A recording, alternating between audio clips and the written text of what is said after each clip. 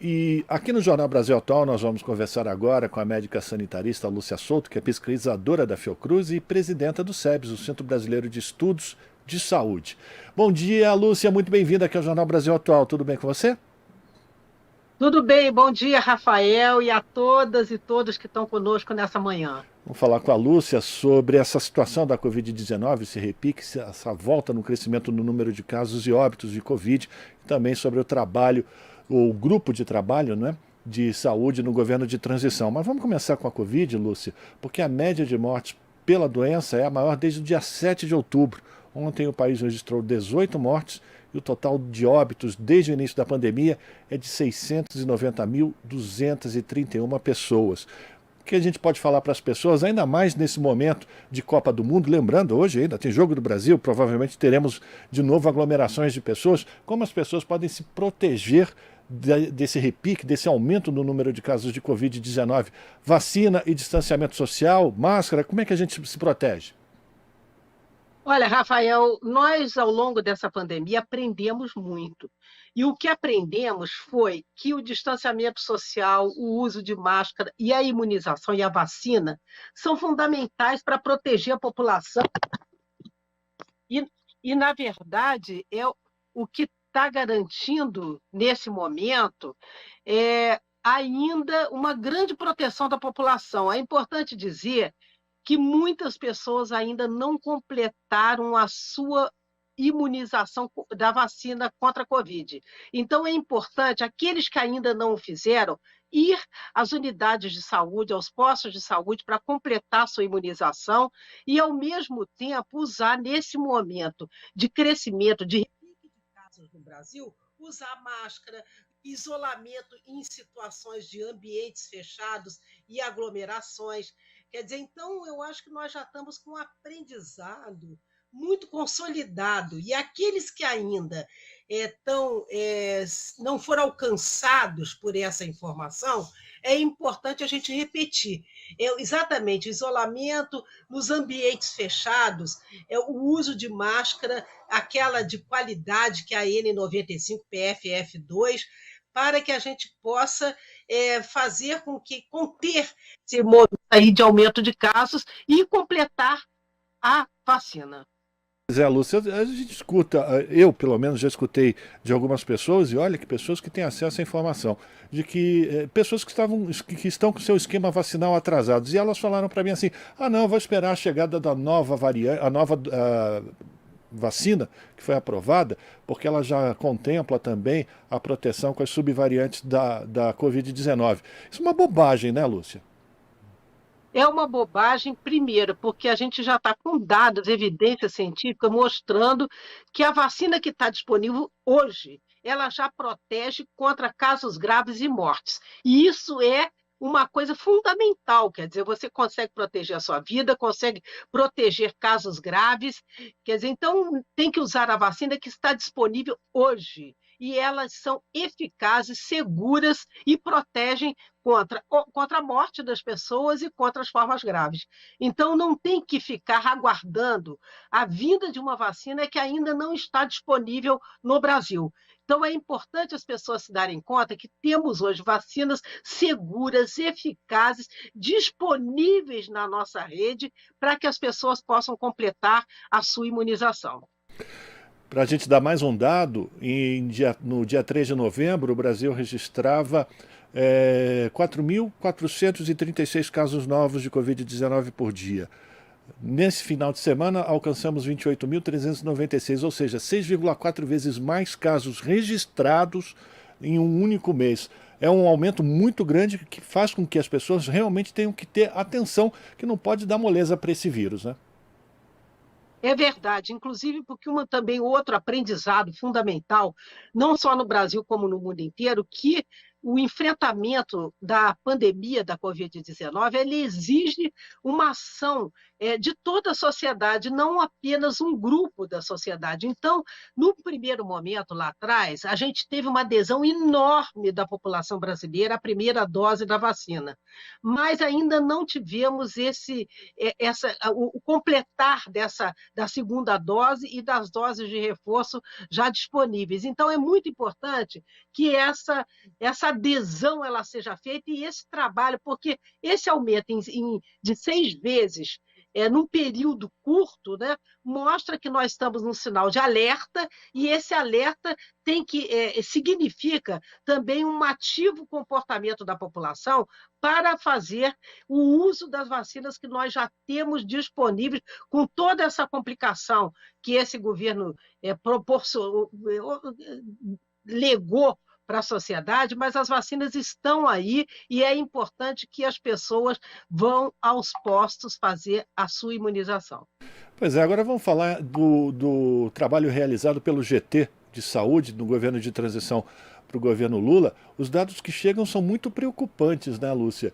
De completo descaso, e a situação também financeira do Ministério da Saúde muito complicada. Como é possível colocar em prática uma grande campanha de vacinação, e aí não só para a Covid, mas são diversas doenças que deixaram ou que foram negligenciadas ao longo dos últimos anos? Como enfrentar essa situação com essa emergência sanitária que ainda continua causando mortes por todo o mundo? Olha, esse realmente é o alerta que a comissão também está trazendo, né? A nossa comissão, o grupo de trabalho da transição, que tem um período muito datado e um objeto também muito definido, e o primeiro é o diagnóstico e recomendações. Na verdade, no diagnóstico, a gente já traz, entendeu, essa informação do descalabro que encontramos, né? A saúde precisa, primeiro, recompor o seu orçamento. Já estamos, entendeu, com a proposta de uma recomposição de 22,7 bilhões num primeiro momento para enfrentar todos os desmontes do Programa Nacional de Imunização, da questão da assistência farmacêutica, e são inúmeros os casos dessas doenças, como a AIDS e outras, que ficaram sem financiamento nenhum, a desestruturação do programa de saúde da família. Enfim, nós encontramos uma situação realmente de catástrofe dentro do Ministério da Saúde. Por isso também é muito importante, a saúde está fazendo um alerta para isso, essa aprovação da PEC para tirar o Bolsa Família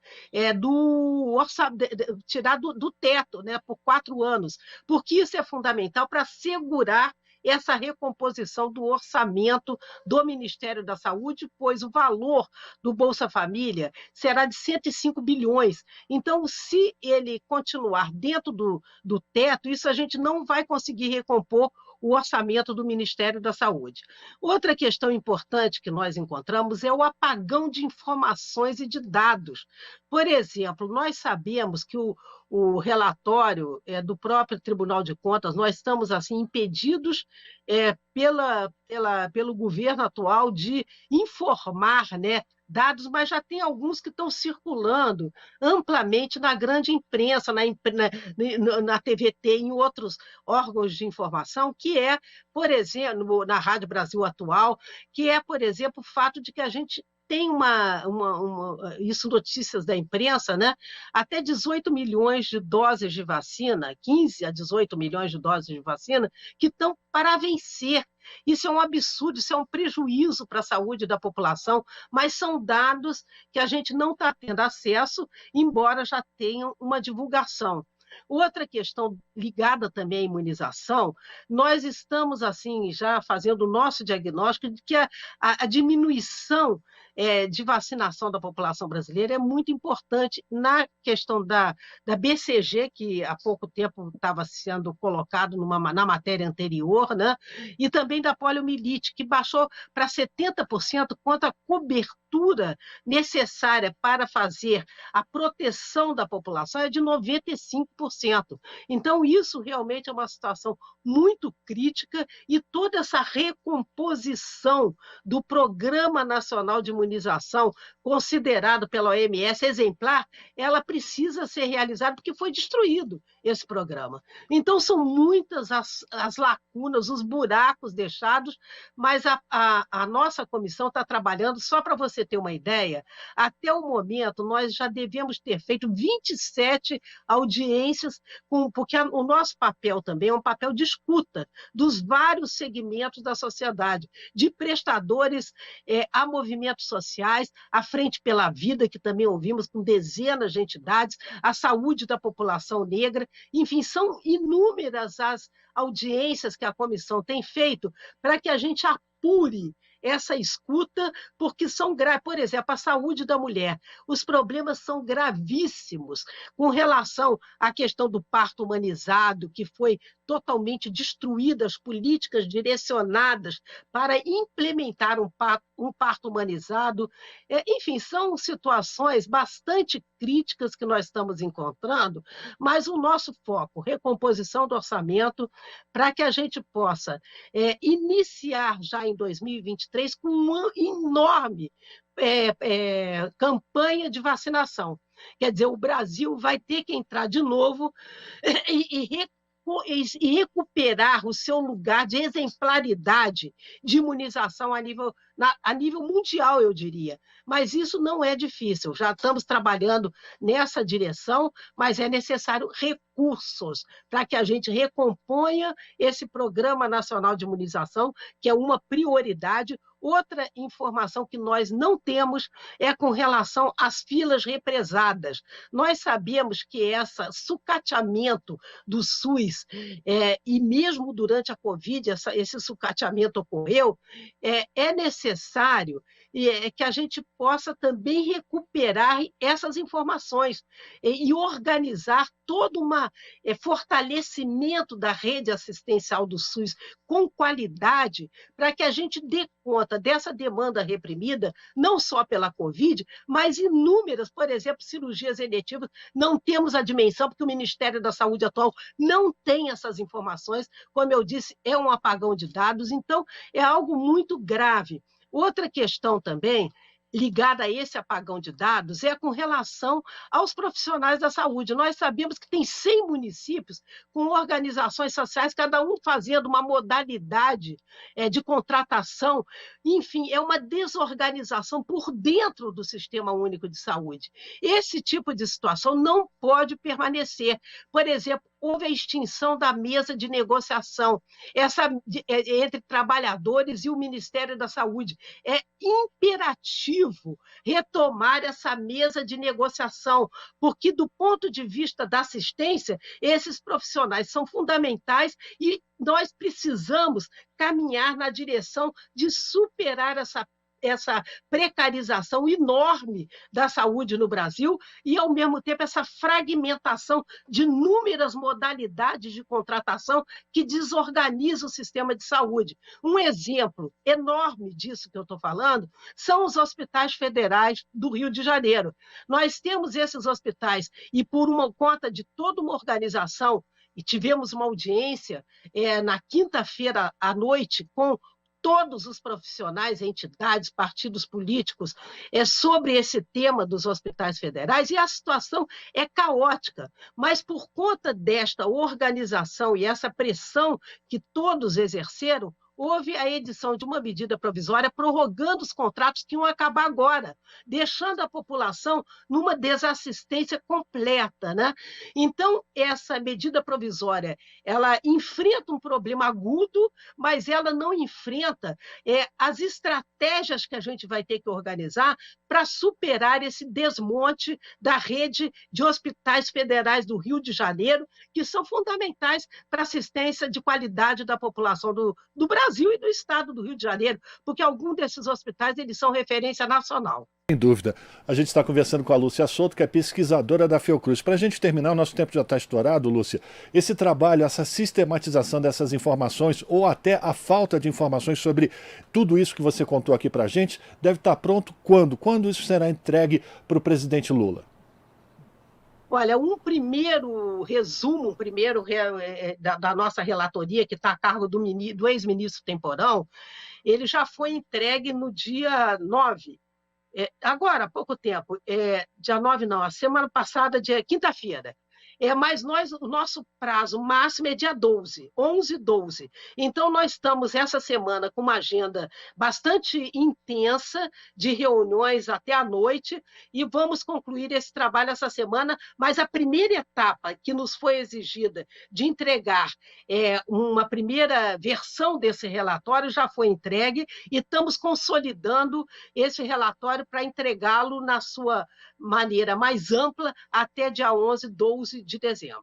Agradecer a participação de Lúcia Souto, pesquisadora da Fiocruz, presidenta do Centro Brasileiro de Estudos de Saúde, também médica sanitarista, falando sobre a situação da Covid no Brasil e também as atividades do GT de Saúde no governo de transição. Lúcia, obrigado pela tua participação, bom trabalho para vocês, ânimo para a retomada e reconstrução do Sistema Único de Saúde a partir de 2023. Obrigado, Rafael, e o que não nos falta é ânimo. Estão todos empenhados em realmente trabalhar para a reconstrução de um novo Brasil. Um abraço. Conversamos com Lúcia Souto aqui no Jornal Brasil Atual. Estamos apresentando Jornal Brasil Atual. As notícias que os outros não dão.